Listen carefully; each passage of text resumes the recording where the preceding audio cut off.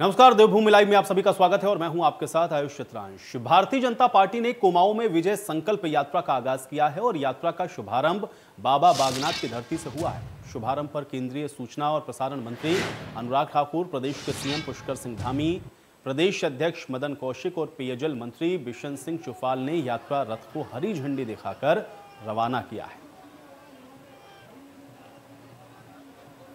तो बाबा बागनाथ की नगरी से कुमाऊं में इस विजय संकल्प यात्रा का आगाज किया गया है। अनुराग ठाकुर, सीएम पुष्कर सिंह धामी, इनकी मौजूदगी रही है और सीएम पुष्कर सिंह धामी ने हरी झंडी दिखाकर के इस रैली का आगाज किया है, इस यात्रा का आगाज किया है। आपको बता दें कि विधानसभा चुनावों को लेकर के भारतीय जनता पार्टी लगातार एक्शन मोड में है और उसी कड़ी में आज विजय संकल्प यात्रा का आगाज किया गया।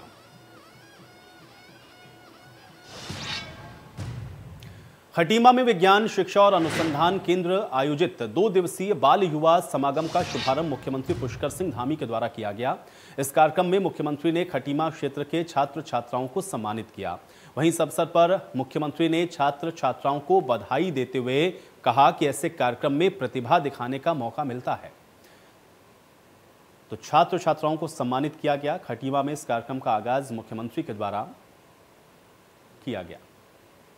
आज गढ़वाल क्षेत्र की जो यात्रा है उसका हरिद्वार से शुभारंभ हुआ है और कल सरयू के तट से भगवान बागनाथ की भूमि से बागेश्वर से कल जो है ये कुमाऊं की यात्रा यहाँ प्रारंभ होगी और ये दोनों यात्राएं दोनों क्षेत्रों में सभी विधानसभाओं में जाएंगी। और जो माननीय मोदी जी के द्वारा, उनकी सरकार के द्वारा, प्रदेश की सरकार के द्वारा जो बहुत सारे काम, चाहे वो आज नेशनल हाईवे के क्षेत्र में हो, चाहे चार धाम यात्रा ऑल वेदर रोडें हो, चाहे हमारा जो है भारतमाला प्रोजेक्ट हो, चाहे रेल लाइन की कनेक्टिविटी हो, रेल लाइन बनने की बात हो, चाहे यहाँ सड़कों की बात हो, हर क्षेत्र में जो भी काम जो है, चाहे हमारे यहाँ पर अभी स्वास्थ्य के क्षेत्र में जो काम हो रहे हैं, सभी क्षेत्रों में उन कामों को लोगों के बीच में ले जाएंगे। तो दिसंबर के महीने में शीतलहर और कोहरे के बीच तराई ठंड से ठिठुरने लगी है, तो फिर वहीं विधानसभा चुनाव की सरगर्मियां और तेज हो गई हैं।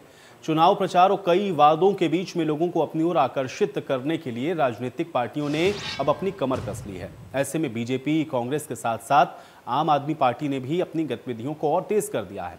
आम आदमी पार्टी की ओर से दिल्ली सरकार के उप मुख्यमंत्री मनीष सिसोदिया रुद्रपुर पहुंचे हैं, जहां पर आम आदमी पार्टी के कार्यकर्ताओं ने मनीष सिसोदिया का गर्मजोशी के साथ जोरदार स्वागत किया। एक होटल में व्यापारियों के साथ डिप्टी सीएम दिल्ली ने संवाद भी किया। इसी के साथ रुद्रपुर से संबंधित कई मुद्दों पर भी बात की गई।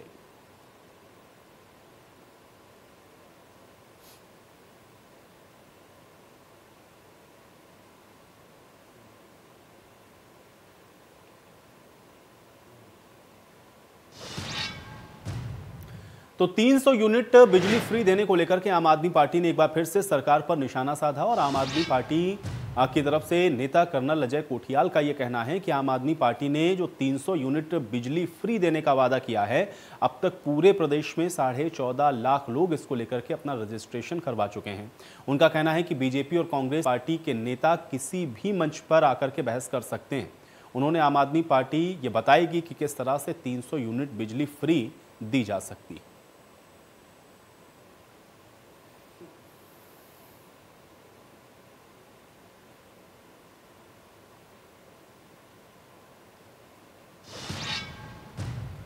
उत्तराखंड बीजेपी के चुनाव प्रभारी और केंद्रीय मंत्री प्रहलाद जोशी और सांसद अजय भट्ट का रुद्रपुर दौरा कोहरे के कारण स्थगित हो गया। गौरतलब है कि आज प्रहलाद जोशी और अजय भट्ट ने प्रवास कार्यक्रम के तहत रुद्रपुर पहुंचकर कार्यकर्ताओं से मुलाकात करनी थी, जिसके लिए कार्यकर्ताओं ने बाकायदा तैयारियां भी लगभग पूरी कर ली थी।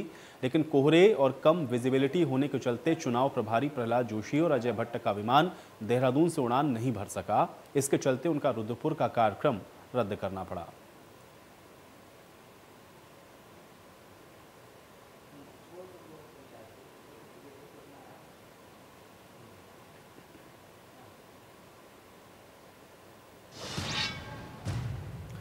पिथौरागढ़ में कांग्रेस ने किसान विजय समारोह का आयोजन किया, जिसमें मूनाकोट विकासखंड के झौलखेत मैदान में उमड़ी भीड़ को देखकर के कांग्रेस के दिग्गज नेताओं में जोश देखने को मिला है। पहली बार पिथौरागढ़ में कांग्रेस के कार्यक्रम में एक मंच पर दिग्गजों का जुटना कांग्रेस की एकता को भी दिखा रहा है। समारोह पूर्व मुख्यमंत्री हरीश रावत ने कहा कि ये रैली अपने आप में अभूतपूर्व है। सारा पिथौरागढ़ उमड़ घुमड़ कर आकर के ये घोषित कर रहा है कि 2022 में हमें कांग्रेस को लाना है। ये भीड़ पिथौरागढ़ डीडी हाट की जीत की घोषणा कर रही है। पूर्व मुख्यमंत्री ने यह भी कहा कि कांग्रेस सदैव एक मंच पर है, बाकी हम जीवात पार्टी अलग अलग मंचों पर बात करते हैं, पर जब एक होने की बात आती है तो फिर हम सब एक हो जाते हैं।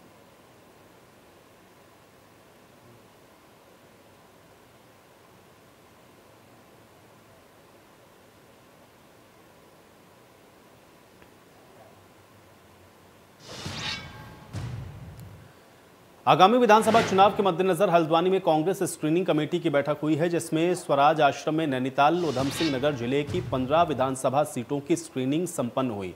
स्क्रीनिंग कमेटी ने कांग्रेस के सभी संभावित दावेदारों से विस्तार से इसको लेकर चर्चा की है और अब तक स्क्रीनिंग कमेटी 34 विधानसभा सीटों की स्क्रीनिंग कर चुकी है। माना यह जा रहा है कि अच्छी छवि वाले, मेहनती और जीतने वाले व्यक्ति को ही कांग्रेस टिकट देगी। अब 22 दिसंबर के बाद स्क्रीनिंग कमेटी केंद्रीय चुनाव समिति को अपनी रिपोर्ट सौंपेगी, जिसमें आचार संहिता लगने से पहले कांग्रेस कुछ सीटों पर प्रत्याशियों का ऐलान भी कर सकती है।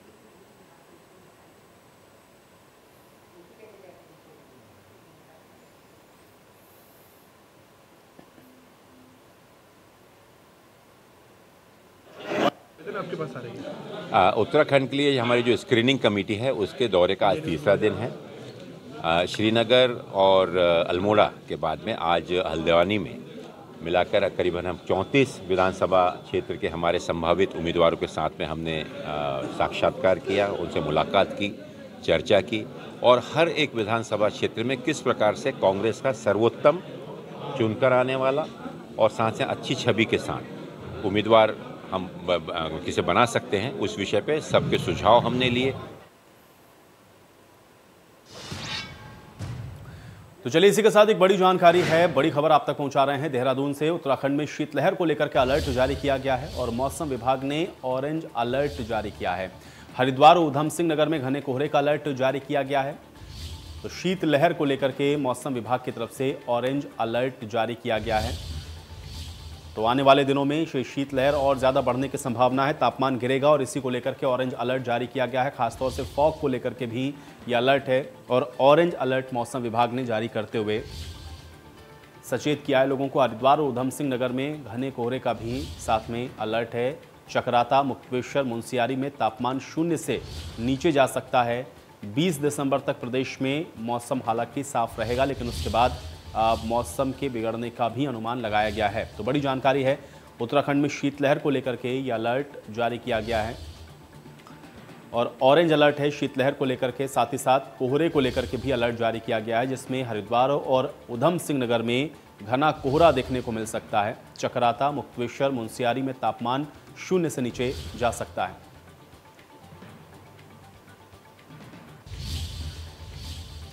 इसी के साथ एक और बड़ी जानकारी है, रुड़की से एक विदेशी नागरिक का कोरोना संक्रमित पाया गया है। ये बड़ी जानकारी है। रुड़की के एक होटल में ये नागरिक रह रहा था।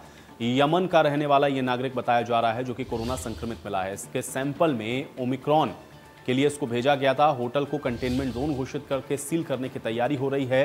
इसके अलावा होटल के स्टाफ का भी स्वास्थ्य विभाग की टीम ने सैंपल लिया है।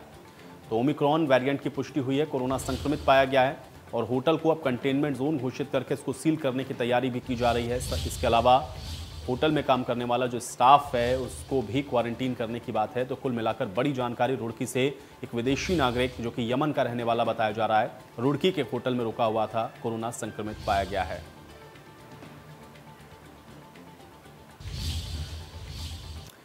मसूरी होटल एसोसिएशन की आम सभा मसूरी के एक होटल के सभागार में आयोजित की गई और इस दौरान एसोसिएशन के महामंत्री संजय अग्रवाल ने एसोसिएशन के क्रियाकलापों का सदन में ब्यौरा भी प्रस्तुत किया।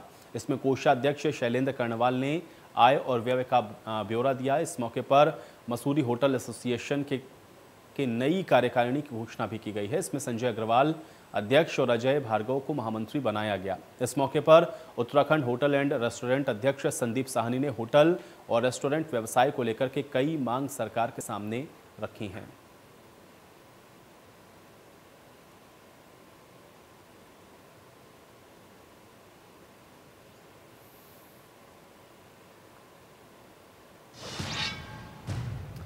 तो कॉर्बेट टाइगर रिजर्व में बहने वाली रामगंगा नदी की ड्रोन के जरिए मैपिंग की जा रही है, जिससे ये पता लग सके कि गढ़वाल से अन्य कितने स्रोत हैं जो इस नदी में समाहित हो रहे हैं। अब नमामि गंगे के तहत जर्मनी की संस्था GIZ ने ये मैपिंग का कार्य शुरू किया है। कॉर्बेट पार्क के बीचों बीच बहने वाली पश्चिमी रामगंगा नदी कॉर्बेट टाइगर रिजर्व से निकलकर कालागढ़ पौड़ी गढ़वाल के क्षेत्र से कालागढ़ डैम तक पहुंचती है। इसमें पश्चिमी रामगंगा कालागढ़ से मुरादाबाद होते हुए गंगा नदी में मिल जाती है।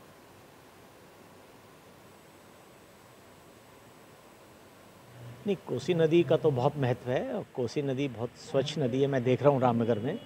लेकिन हमारा मैपिंग का ये था कि हम नेशनल जो गंगा बेसिन है, गंगा बेसिन की ये सहायक नदियाँ जो हैं ये सब बेसिन है गंगा के, तो ये रामगंगा बेसिन कहते हैं इसको। तो हम चाहते हैं कि बेसिनों में कितना, हर बेसिन में कितना वाटर है, वाटर रिसोर्सेज जो है उसकी मैपिंग हो रही है कि कहाँ कहाँ से पानी इस कोसी नदी में आ रहा है। जैसे अपना वो डैम है, कालागढ़ डैम भी है, और साथ की मैपिंग, ड्रोन मैपिंग भी हो रही है और वैसे पिक्चर्स लेके पूरा असेसमेंट हो रहा है वाटर रिसोर्सेज का और उसका कैसे यूटिलाइजेशन हो रहा है। तो ये बेसिन प्लानिंग होती है, ये एक साइंटिफिक तरीका है करने का। तो नमामि गंगे के तहत ये जर्मनी की एक संस्था है GIZ, उनके तहत ये काम रामगंगा बेसिन। तो उत्तराखंड में लंबे समय से भू कानून की मांग को लेकर के आंदोलन जारी है और भू कानून संयुक्त संघर्ष मोर्चा ने राजधानी पार्क से कचारे स्थित शहीद स्थल तक सांस्कृतिक रैली निकाली है। उन्होंने प्रदेश में भू कानून को लागू करने की मांग की है। इस रैली में राज्य आंदोलनकारी मंच, गढ़वाल सभा, देव शक्ति संगठन, युवा शक्ति संगठन सहित विभिन्न संगठन ने महिला मंच के स्थापना दिवस पर आज की रैली में शामिल हुए हैं। उन्होंने कहा है कि हम अपनी उत्तराखंडी अस्मिता, पहचान, सम्मान और संस्कृति को बचाने का प्रयास कर रहे हैं। इसके साथ ही उन्होंने ये भी कहा कि उत्तराखंड की ज़मीनें उत्तराखंड वासियों के लिए 2018 के भू कानून को तत्काल रद्द करने की भी मांग की गई है।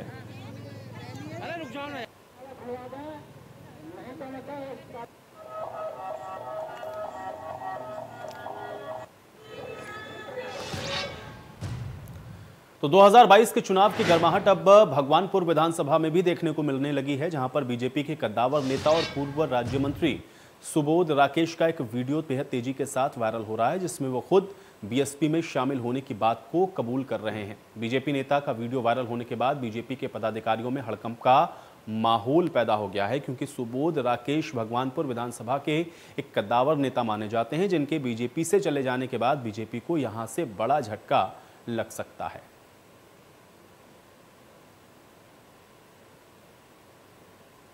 और भाभी भगवानपुर विधानसभा में एक बहुत बड़ा मुद्दा है। हम लोग क्षेत्र में घूम रहे हैं, भ्रमण कर रहे हैं, पार्टी का प्रचार प्रसार कर रहे हैं। इस बार निश्चित तौर पर क्षेत्र की जनता, चाहे वो हिंदू हो, मुस्लिम हो, SC हो, वो लगभग मन बना चुके हैं कि देवर भाभी से इस क्षेत्र को बचाना है और यहाँ पर भारतीय जनता पार्टी का कमल खिलाना है।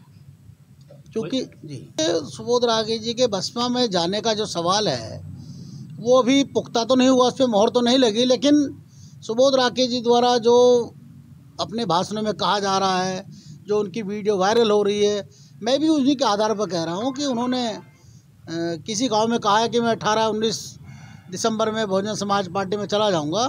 मैं आपके चैनल के माध्यम से बता देना चाहता हूँ कि विधानसभा भगवानपुर में उनके द्वारा बहुजन समाज पार्टी ज्वाइन करने पर, इस बहुजन समाज पार्टी में जाने पर भारतीय जनता पार्टी पे कोई प्रभाव नहीं पड़ेगा। निश्चित तौर पे यहाँ पर भारतीय जनता पार्टी का कार्यकर्ता एकजुट है और वो कमल के फूल के साथ खड़ा है, वो किसी व्यक्तिवादी के साथ नहीं खड़ा है।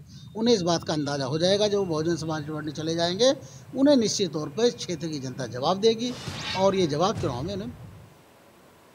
तो केजरीवाल की चौथी गारंटी को लेकर के महिलाओं में उत्साह देखने को मिल रहा है। महिलाओं ने इसको ऐतिहासिक कदम बताया है। इस तरह की योजना बहुत पहले आ जानी चाहिए थी और पहली बार किसी ने पहाड़ की महिलाओं के दर्द को समझा है। 1000 रुपए का महत्व हम जानते हैं, ये बात पहाड़ी महिलाओं ने कही है। मुझे लगता है कि जो भी ये आम आदमी पार्टी ने ये जो स्कीम निकाली है कि हर महिला को हर महीने 1000 रुपए मिलेंगे, ये जैसे हम लोग कॉलेज जाते हैं या फिर जैसे हम लोग को कोई कोर्स करना है तो लड़कियों को इंडिपेंडेंट होना बहुत ज़रूरी है। तो इसमें अगर आम आदमी पार्टी आप हमारी हेल्प कर सकते हैं इस चीज़ के लिए तो ये बहुत अच्छी चीज़ है।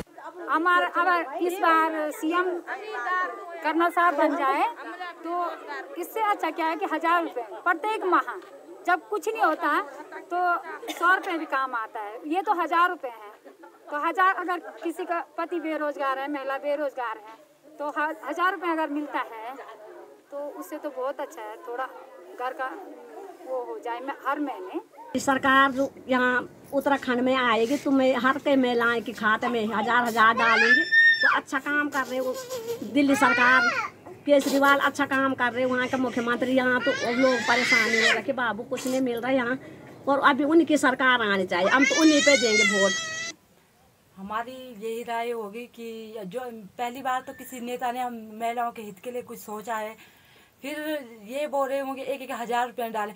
अगर ये ऐसा करते हैं तो ये तो बहुत बढ़िया ही है। दूर दराज की महिलाओं के पास पहले खाते ही नहीं है, वो खाते भी खुलेंगे।